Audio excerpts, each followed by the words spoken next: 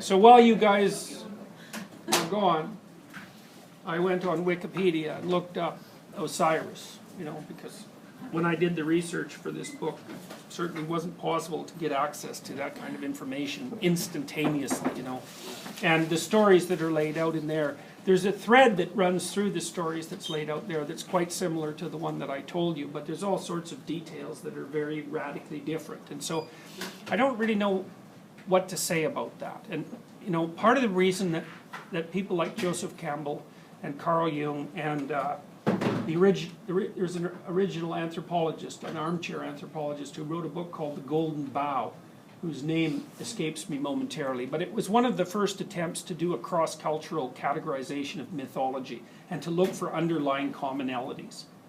Now the problem is, I told you about Naomi Klein going down to Argentina and looking at the factory through her particular lens.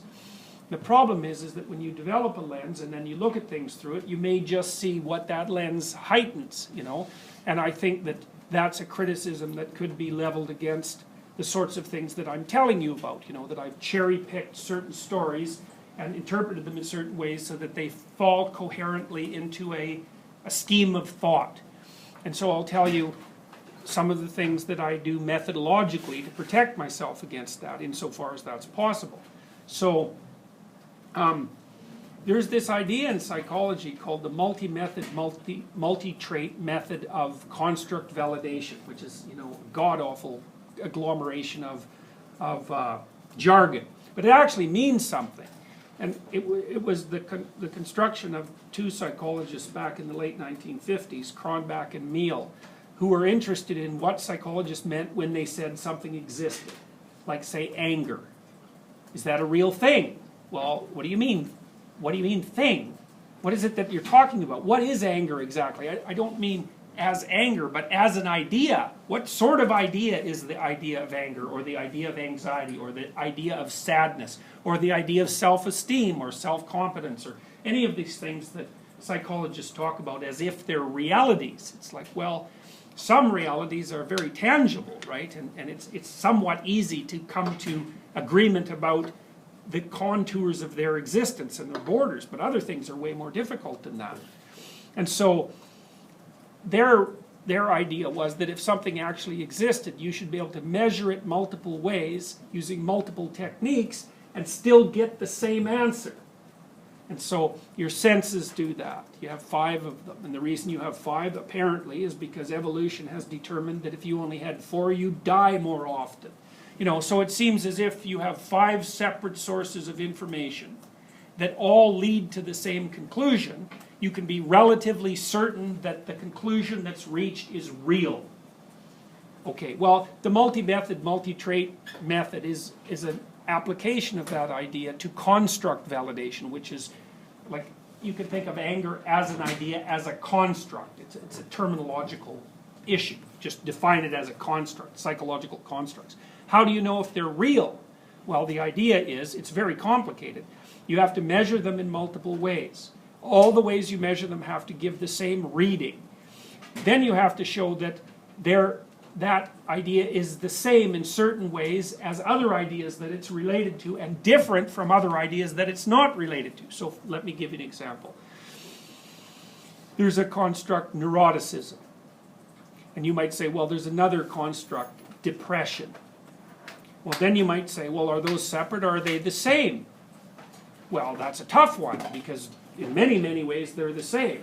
Are they the same in any important, are they different in any important ways? Well, the way you do that technically is you would measure neuroticism however you were going to measure it. Maybe I'd have you tell me how neurotic you were using a questionnaire, and then I'd have your friend tell me, and maybe your parent. So we got a pretty good triangulation on your neuroticism. Then I'd have them do the same thing, all of those people do the same thing with regards to your levels of depression and anxiety. Then I'd use both those measures to predict something else, like how well your life goes in terms of career over the next 10 years. And if neuroticism predicted and depression predicted, so they were correlated, then I'd think, well, there's some relationship. And then I'd look at them at the same time. If I predict with neuroticism, and then I add depression to the mix, does that give me more predictive power?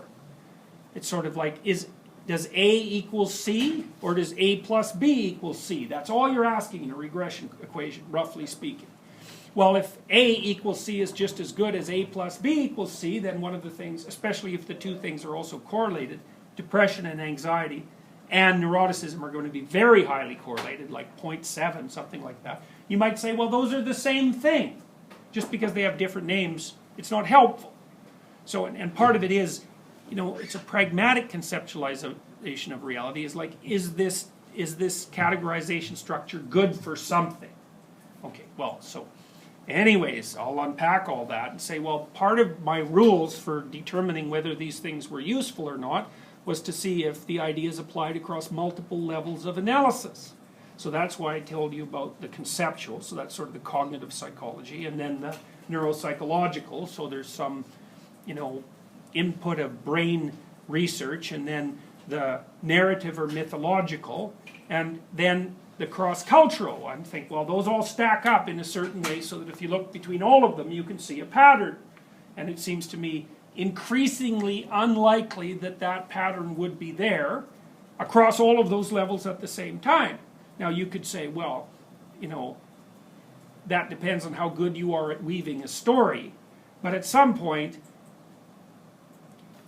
encapsulating that many phenomena and weaving a coherent story out of them, if such a thing doesn't exist, it seems to me to become cognitively impossible.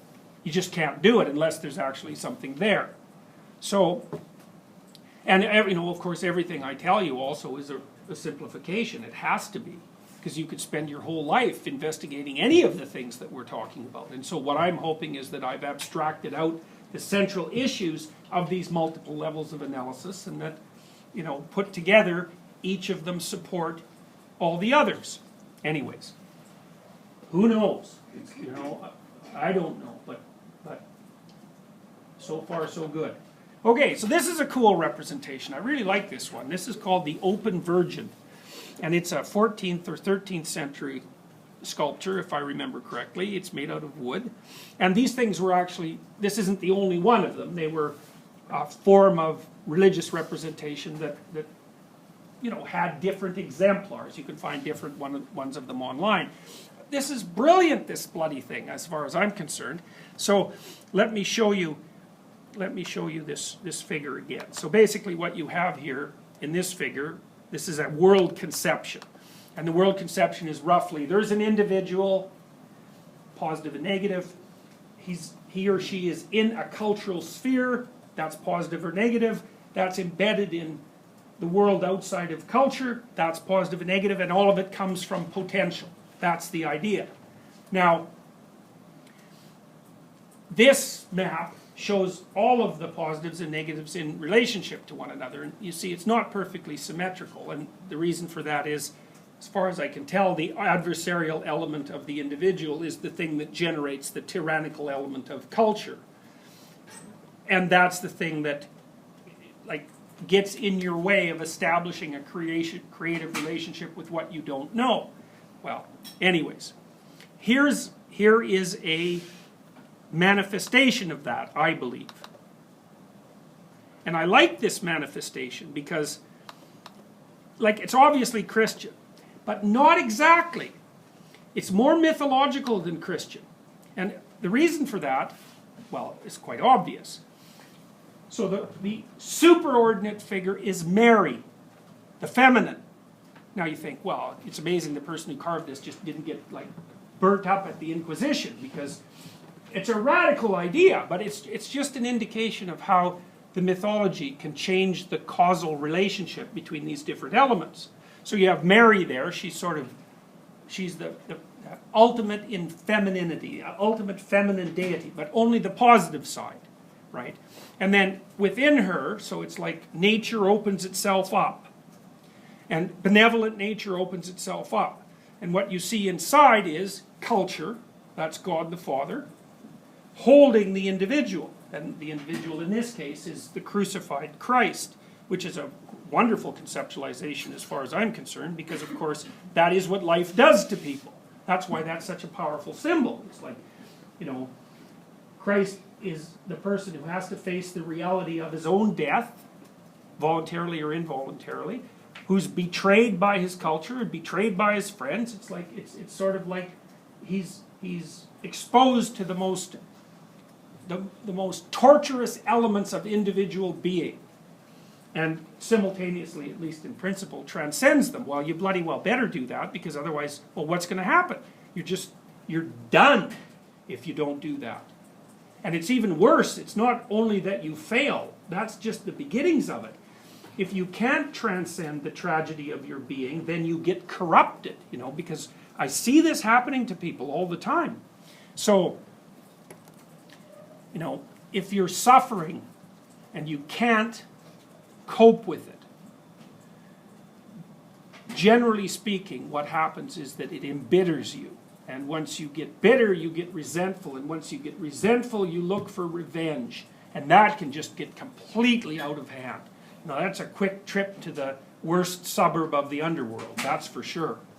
So, it's not only that if you don't manage this transcendent act, that you're swamped by the tragedy of your life. It's worse than that. You're swamped by the tragedy of your life, and then that corrupts you, and then you start working to make everything even more tragic than it has to be.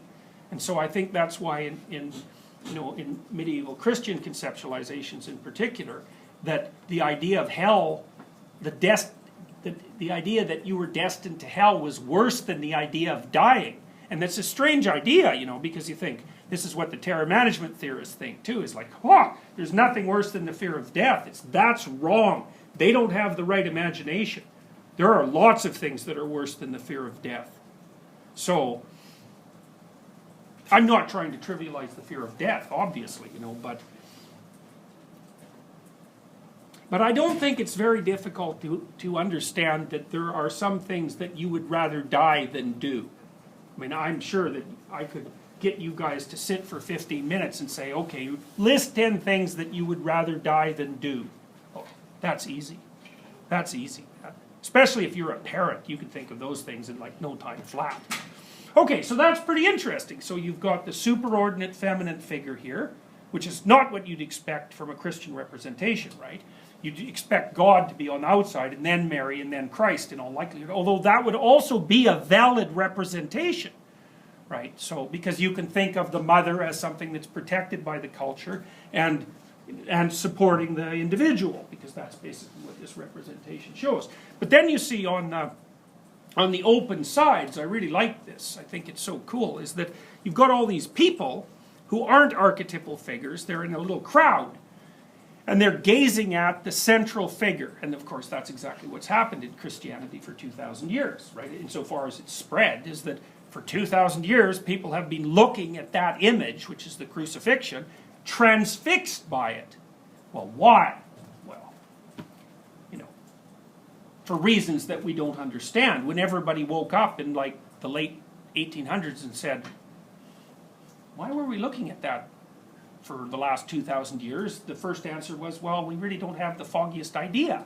It was just one of the things that we did, roughly speaking. It encapsulated people within the belief system.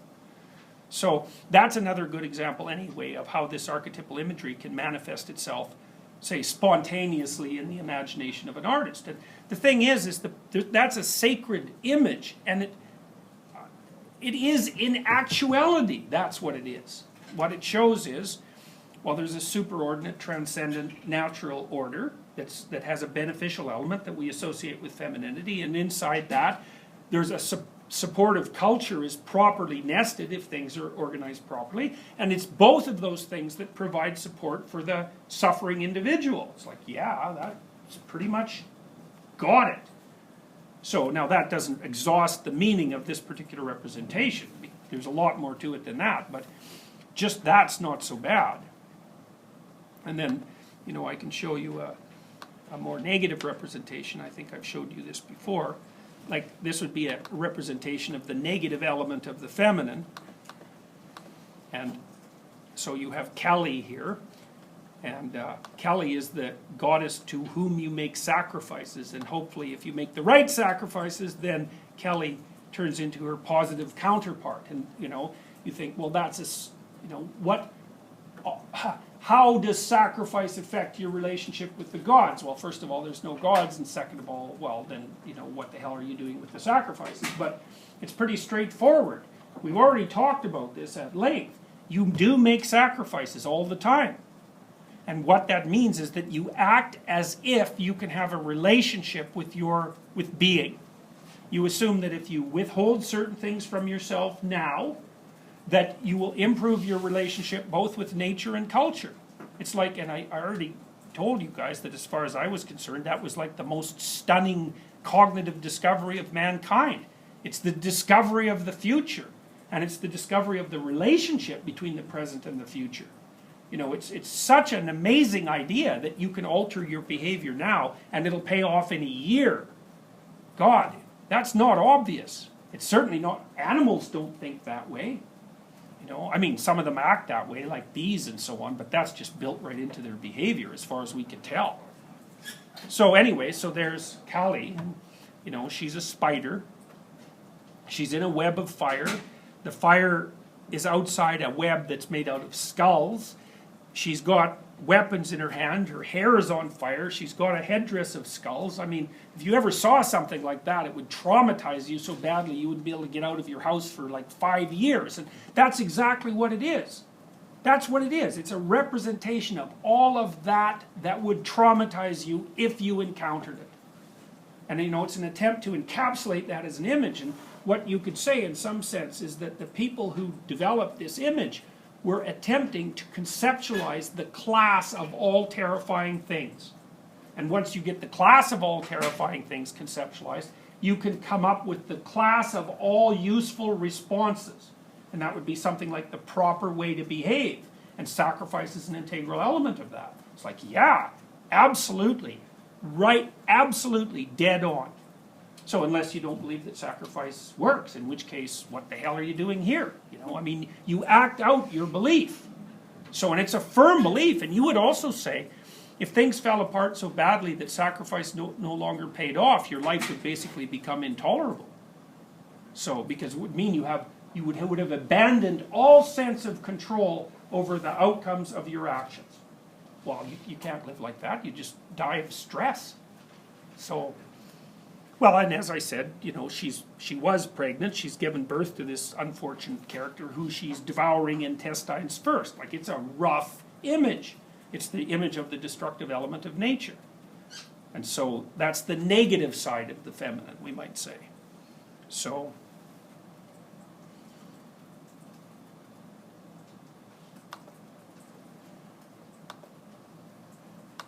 there's a positive representation. This is a Greek representation. That's Diana, or Artemis. I'm hoping I'm remembering this properly. She's multi-breasted. You know, this circle around her head is undoubtedly a representation of her cosmic nature, you know, so it's like a halo, but the halo is basically a planetary body like the sun, what do you call a cosmic body like the sun or the moon behind the head of the divine individual with all of that power, you know, shining forward. So it's an attempt to use, you know, if you look up at the moon or you look up at the sun, there's an element of that that's characterized by awe. You can't help but feel that.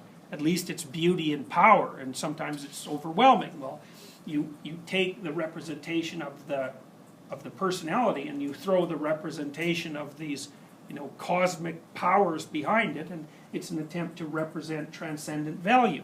It's very intelligent. It's brilliant, in fact. And so partly what you're trying to do as you conduct your life is you're trying to get all of these archetypal forces in proper balance, and I suppose in some sense to get them tilted towards the good, if that's possible. I mean, that's what this representation in some sense, you might say. Where is it here?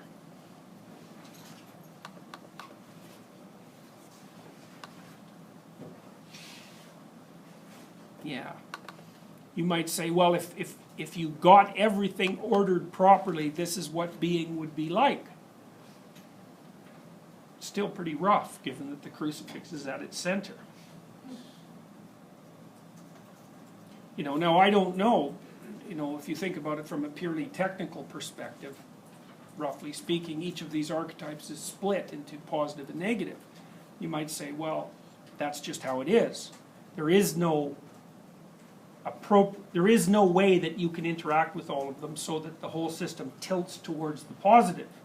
You know, but I don't think that's true. I think you can get them lined up so that things tilt towards the positive. And I think that you can detect when that happens, because those are the periods in your life where you feel that you're richly enough engaged in what you're doing and life is meaningful enough so that the rest of it, the substructure that makes it necessary, is worth it. It's worthwhile. You know, the negative exists is okay given the way that things are structured. Now, I think that whether or not that's true is, in some sense, the eternal question of mankind.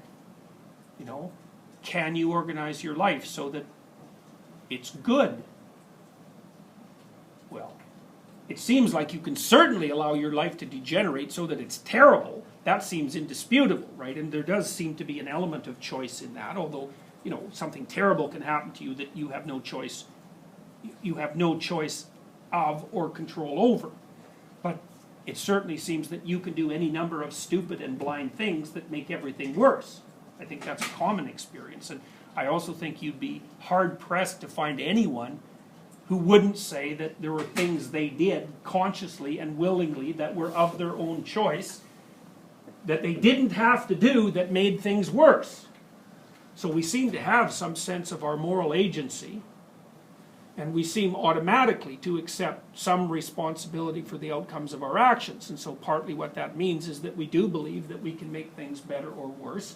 And I suppose in some way that means that we believe we can tap the whole archetypal structure of being into the positive. Well, I would say, you know, if you drill down to the bottom of existentialism, in some sense, that's the question the existentialists pose. You know, is there a manner of conducting your life such that it becomes, it's not merely acceptable, it's more than that. You'd say, yes, this is how it should be. Well, what we're going to do now, although we're not going to do it today, is we're going to start talking about other representations of this substructure from other religious traditions. And we're going to also talk about ways that you might relate to these figures. You know, because one question might be, well, you're part of your culture, and it's got an orderly element, and a protective element, and a tyrannical element. Okay, so what should you do about that? You know, should you, you know, the tyrannical element is real, and it's corrupt and blind, and so to the degree that you identify with that, well, then you're tyrannical and corrupt and blind. But by the same token, you're the fortunate beneficiary of tens of thousands of years of cultural and technological evolution, and it seems to me that it seems to me that, you know, you should be at least appropriately grateful for that. And so then you're in a real position, because you have to be grateful and happy for the thing that tyrannizes and controls you. Well, okay, that's not an easy thing to figure out, because those things seem to conflict. So what exactly should your relationship to culture be? Well, I think there are myths that describe that quite directly, and they take into account the corruption. You know, it's not a whitewash. It's like, yes, of course this thing is dead and blind and corrupt, obviously. And, you know, it's foolishness and willful, it's ignorance and willful blindness that make it that way, as well as things merely getting old and falling apart. So the fact that there's some malevolence at the bottom of it is also true. Should you flee from that? Well, that isn't what the myths say. You know, they say what you're supposed to do is just like Pinocchio. You're supposed to go to the bottom of the ocean, to the most monstrous possible part, and rescue your father. And that's what you have to do before you become an individual. You know, and I can't see how that can't be right. So, in fact, I think that that's what you're doing in university. If you're actually getting a university education, what you're here to do is to sift through the dead remnants of the past and pull up what's vital, that's so sophisticated and complex that there's no way you'd be able to think it up for yourself. But you know, it requires you as the discriminating agent. You know, if you read someone like Nietzsche or you read someone like Freud, there's lots to throw away. It isn't what you throw away, though, it's what you keep that matters. And to be a discriminating reader means that you get rid of the dead matter and you keep the gold, and you build yourself up a storehouse of gold, and then you can live in the world. And when, you know, people often ask, you know, what's the purpose of getting a degree in the humanities? Well, the answer to that is that if you're properly trained in the humanities, you know how to live. Now, that's not the same as having a job, and you need to have a job, but you know, knowing how to live is a more important thing than having a job, even though having a job is an important thing. So, and the reason for that is that if you don't know how to live, then things fall apart. And that's not good. And they can really fall apart, you know. And part of the reason I think that this became so much of an obsession for me is that I believe that we don't have the luxury of, we are narrowing, we've become so powerful that the consequence of our blindness is reaching uncontrollable proportions. If you're weak and stupid, well, you know, there's only so much damage you can do. But we're not weak, not at all. You know, we have unbelievable power at our disposal now. And a lot of weird things are going to come down the pipes in the next 10 years. So the more people that have their act together, the better. Because then things will be tilted towards everything lining up in a positive direction rather than being tilted in the other direction. And that's important, and I think people can make a very powerful individual contribution to that, wherever you happen to be. So, you know, all of these myths always say the same thing. They say that the future of the world depends on individual choice. And I think that's literally true. So then you might think, well, you better put yourself in a position where you make wise choices, because if you don't, we've already seen what happens. You know, we got a taste of it in the 20th century. So if you want some more of that, you could certainly have it. Okay, so